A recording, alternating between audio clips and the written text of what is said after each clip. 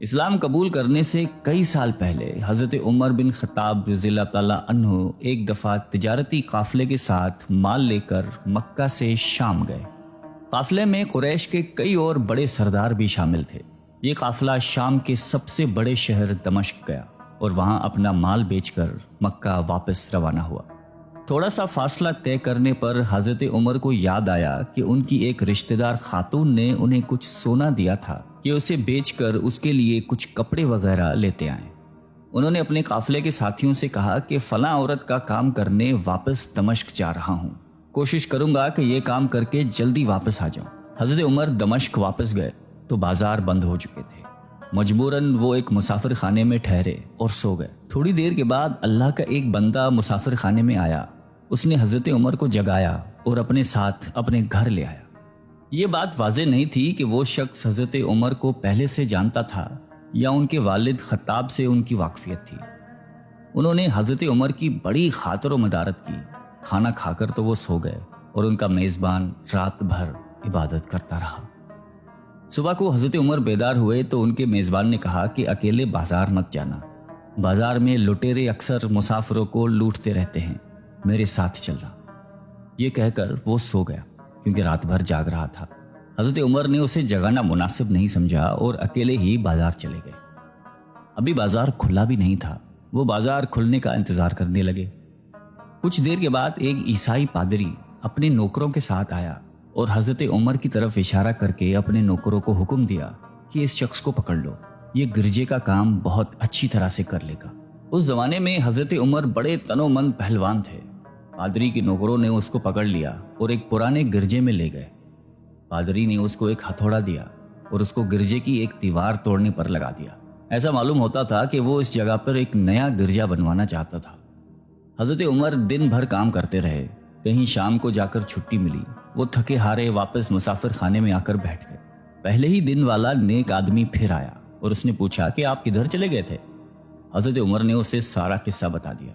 وہ شخص آج بھی ان کو اپنے گھر لے گیا اور ان کی بڑی خاطر و مدارت کی اور انہیں تاکید کی کہ کل بازار جاتے وقت مجھے ساتھ لے جانا۔ اس کے بعد وہ عبادت میں مشغول ہو گیا اور حضرت عمر سو گئے۔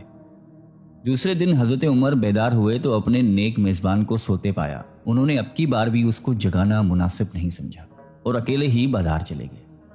اتفاق سے پھر وہی پادری اپنے نوکروں کے ساتھ آیا اور حضرت عمر کو پکڑ کر ساتھ لے گیا۔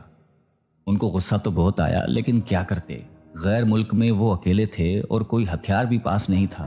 دوسری طرف پادری کے ساتھ 7-8 نوکر تھے اور وہ سب ہتھیار بند تھے۔ پہلے دن کی طرح ہی حضرت عمر ہتھوڑے کے ساتھ گرجے کی دیوار توڑتے رہے۔ جب دھوپ تیز ہوئی تو پادری اور اس کے نوکر انہیں کام میں مشغول دیکھ کر چلے گئے اور حضرت عمر دیوار کے سائے میں دم لینے کے لیے بیٹھ گئے۔ اتنے میں وہ پادری گھوڑے پر سوار چپکے سے آیا اور حضرت عمر کے سر پہ ضرب لگائی اور کہا کہ ہم سب گھر گئے تو نے کام ہی چھوڑ دیا۔ اب حضرت عمر کو صبر کی تاب نہ رہی۔ انہوں نے ادھر ادھر نظر دوڑائی، ہر طرف سناٹا تھا۔ انہوں نے پادری کو گھوڑے سے کھینچ کر نیچے کر لیا اور اس کے سر پر ہتھوڑے مارنا شروع کر دیے۔ وہ بہت چیخا چلایا لیکن اس کی مدد کے لیے کوئی نہیں پہنچا۔ حضرت عمر نے ٹوٹی ہوئی دیوار کا ایک بھاری ٹکڑا اٹھا کر اس کے سر پہ دے مارا۔ وہ پہلے ہی زخمی تھا، اب اس نے دم دے دیا۔ اس کو مرتے دیکھ کر حضرت عمر تیزی سے بھاگ کھڑے ہوئے اور جس راستے سے دمشق آئے تھے وہ راستہ چھوڑ کر ایک دوسرے راستے پر چل پڑے۔ شہر سے کافی دور انہیں ایک خچر پر سوار رومی ملا جو روم سے تعلق رکھتا تھا۔ وہ ان کے ساتھ چلنے لگا۔ وہ کچھ باتیں کرنے لگا لیکن نہ حضرت عمر ان کی زبان سمجھتے تھے اور نہ وہ ان کی زبان سمجھتا تھا۔ اس نے یکایک اپنی تلوار پر ہاتھ ڈالا۔ حضرت عمر سمجھ گئے کہ وہ ان پر وار کرنا چاہتا ہے۔ انہوں نے فوراً ہی خچر سے اسے کھینچ لیا اور اس سے تلوار چھین کر ایک ہی وار میں اس کا کام تمام کر دیا۔ پھر آپ خچر پہ سوار ہو کر آگے چلے۔ اس کے بعد کیا ہوا اس کا حال خود حضرت عمر نے اس طرح بیان کیا ہے کہ اس جگہ سے روانہ ہو کر میں ایک گرجے پہنچا۔ یہاں عیسائیوں کی ایک جماعت رہتی تھی۔ میں گرجے کے اندر داخل ہوا تو گرجے میں رہنے والے سب لوگ میرے ارد گرد جمع ہو گئے اور مجھ سے میرے حالات کے بارے میں پوچھنے لگے۔ پھر وہ اپنے پادری کے پاس مجھے لے گئے۔ پادری مجھے نہایت غور سے دیکھنے لگا اور اس کے بعد کہنے لگا کہ ایسا معلوم ہوتا ہے کہ تمہیں کسی چیز کا خوف ہے۔ میں نے کہا کہ تم نے کیسے اندازہ لگا لیا کہ مجھے کسی چیز کا خوف ہے؟ اس نے میرے سوال کو ٹال دیا اور کہا کہ آپ جب تک چاہیں یہاں ٹھہریں، آپ کو یہاں کسی قسم کا کوئی خطرہ نہیں، آپ ہماری حفاظت میں ہیں۔ پھر اس پادری نے مجھے اپنے گھر میں مہمان کی طرح رکھا اور میری نہایتی خاطر و مدارت کی، اور پھر پوچھا کہ آپ کون ہیں؟ میں نے اسے بتایا کہ میں مکے کا رہنے والا ہوں اور قبیلہ قریش سے تعلق رکھتا ہوں۔ تجارتی قافلے کے ساتھ شام آیا تھا۔ تجارت کا مال بیچنے کے بعد ایک ضروری کام کے لیے مجھے اپنے قافلے سے جدا ہو کر واپس دمشق جانا پڑا۔ اب میں اپنے وطن واپس جا رہا ہوں اور راستہ بھٹک کر یہاں آ نکلا ہوں۔ پادری مجھے غور سے دیکھتا رہا اور بار بار طرح طرح کے سوال کرتا رہا۔ میں نے ان کے ہاں نہایتی آرام سے رات بسر کی۔ صبح کو آپ نے پوچھا کہ آپ کا ارادہ یہاں ٹھہرنے کا ہے یا آگے جانے کا؟ میں نے کہا کہ اب میں آپ سے رخصت ہونا چاہوں گا۔ یہ سن کر پادری نے اپنا ایک شاندار گدھا جو بڑا خوبصورت اور نہایتی تیز رفتار تھا لے آیا۔ اس گدھے کی پیٹھ پر کھانے کی مزیدار چیزیں اور قیمتی تحفے بھرے ہوئے تھے، اور پھر کہنے لگا کہ آپ اس گدھے پر سوار ہو جائیں اور چل پڑیں۔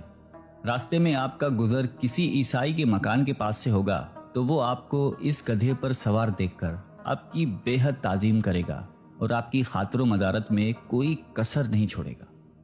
یہ کہہ کر پادری نے میرا ہاتھ پکڑا اور تنہائی میں لے کر کہنے لگا کہ اے عمر، آپ پر میرا حق واجب ہو گیا۔ میں نے کہا بے شک۔ اس نے کہا آپ کا تعلق ایک معزز قوم سے ہے، میری آپ سے ایک غرض ہے۔ میں نے کہا کہ آپ بیان کر لیں، لیکن حیرت کی بات ہے کہ آپ جیسا بڑا آدمی مجھ جیسے پریشان حال مسافر سے کوئی غرض رکھتا ہو۔ اس نے بڑے یقین بھرے لہجے میں کہا کہ سنیں، میں ایک ایسا آدمی ہوں جس سے اللہ نے آسمانی کتابوں کا علم عطا کیا ہے۔ میں نے آپ کی ذات میں بہت سی ایسی نشانیاں دیکھی ہیں جو یہ ظاہر کرتی ہیں کہ جب ایک مقررہ مدت پوری ہو جائے گی تو حالات میں زبردست تبدیلی آئے گی۔ اس وقت آپ ہمارے ملک کے حاکم بن جائیں گے اور یہاں کے سب شہروں میں آپ ہی کا حکم چلے گا۔ اس کے بعد پادری نے اپنی جیب سے دوات، قلم اور کاغذ نکال کر کہا کہ میری غرض یہ ہے کہ آپ اس کاغذ پر لکھ دیں کہ اس گرجے اور اس کی جائیداد پر کسی قسم کا کوئی موصول لاگو نہیں کیا جائے گا۔ میں نے حیران ہو کر پادری سے کہا کہ آپ مجھ سے مذاق تو نہیں کر رہے؟ اس نے کہا کہ قسم ہے اس ذات کی جس نے عیسیٰ علیہ السلام پر انجیل نازل فرمائی، میں جو کچھ کہہ رہا ہوں وہ بالکل سچ ہے۔ آپ مہربانی کریں اور میری درخواست قبول فرمائیں۔ میں نے پادری کی باتوں کو اس کا وہم سمجھا اور جیسے اس نے کہا میں نے اسی طرح کاغذ پہ اسے لکھ کر دے دیا۔ اس کے بعد گدھے پر سوار ہو کر چل پڑا۔ راستے میں مجھے کئی جگہ پر عیسائیوں کی جماعتیں ملی۔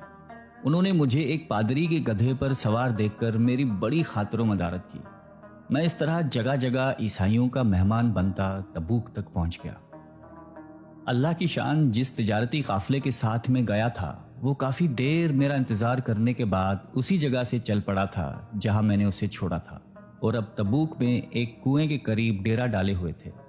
قافلے والے میرے ساتھی مجھے دیکھ کر میری طرف دوڑ پڑے اور مجھ سے مل کر بہت خوش ہوئے اور کہنے لگے کہ ابن خطاب، ہم لوگ تمہارا انتظار کرتے کرتے بالکل مایوس ہو گئے تو ہم نے اس مقام کو کوچ کر دیا جہاں سے تم واپس دمشق گئے تھے، مگر تمہارے بارے میں ہم سخت پریشان تھے۔ یہ تو بتاؤ کہ اتنے دن تم کہاں رہے؟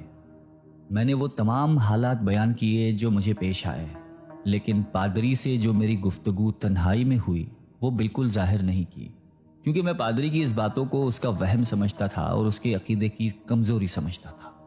قریش کے ایک سردار ابو سفیان بھی اس قافلے میں شامل تھے۔ انہوں نے مجھے اس شاندار گدھے پر سوار دیکھ کر کہا، ارے تم لوگ اس نوجوان کی اقبال مندی تو دیکھو، اسے کسی ایسے میدان میں چھوڑ دیا جائے جہاں نہ پانی ہو نہ سبزہ، پھر بھی اسے رزق مل جائے گا۔